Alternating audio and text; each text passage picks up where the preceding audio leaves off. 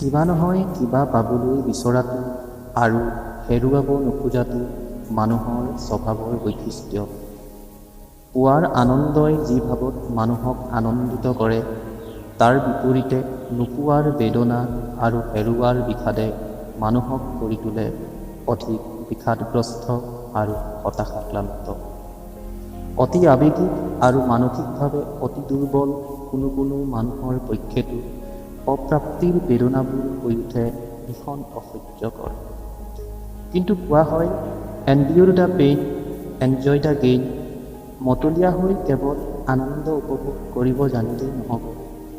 আনন্দত মতলীয়া হ'বলৈ বিচৰা মানুহে শিকা উচিত বিষাদৰ বিষকো সহ্য কৰিবলৈ, যন্ত্ৰণাৰ সৈতে মুখামুখি হ'বলৈ। এই কথা মনত দৃঢ়ভাৱে গ্ৰথিত কৰাৰ প্ৰয়োজন যে পোৱা নোপোৱা দুয়োটাই জীৱনৰ সৈতে নিবিড়ভাৱে জড়িত বিষয় আৰু ইয়াৰে এটাক ধৰি ৰাখি আনটোক একেবাৰে এৰি চলিব নোৱাৰে।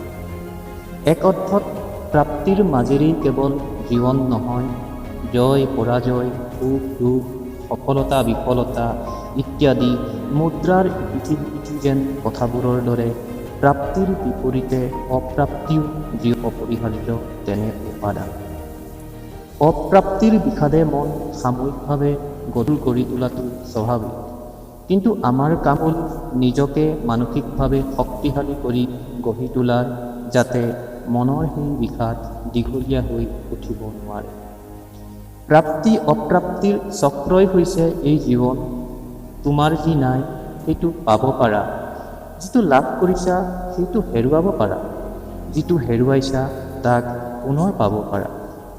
গতিকে যিবোৰ তুমি লাভ কৰিছা সেইবোৰক হেৰুৱাৰ আগতেই গুণগান কৰা আৰু বিশ্বাস ৰাখা যে তুমি যিবোৰ হেৰুৱাইছা সেইবোৰ পুনৰ স্থাপিত হ'ব। হয়তো সেইবোৰ বেলেগ বেলেগ ধৰণেৰে তোমাৰ কাষলৈ আহিব পাৰে, কিন্তু তোমাৰ জীৱনক পৰিপূৰ্ণ কৰাত সেইবোৰ হ'ব যথেষ্ট। এনেবোৰ কথাৰে আমি আমাৰ মনক যিমান পাৰোঁ নিয়ন্ত্ৰিত কৰি ৰাখিব পাৰিব লাগিব। ইংৰাজ লেখক জেৰম কে জেৰমে কৈছিল, জীৱনটোৱে কাম কৰে ক্ষতিপূৰণমূলক ভাৰসাম্যতাত। এটা দিশৰ পৰা আমি সুখানন্দ আহৰণ কৰোঁ, আন এটা দিশেৰে আমি কিবা এটা হেৰুৱাওঁ। পোৱা নোপোৱাৰ বিষয়টোত আমি মানি ল'বই লাগিব এই কঠিন সত্যটো।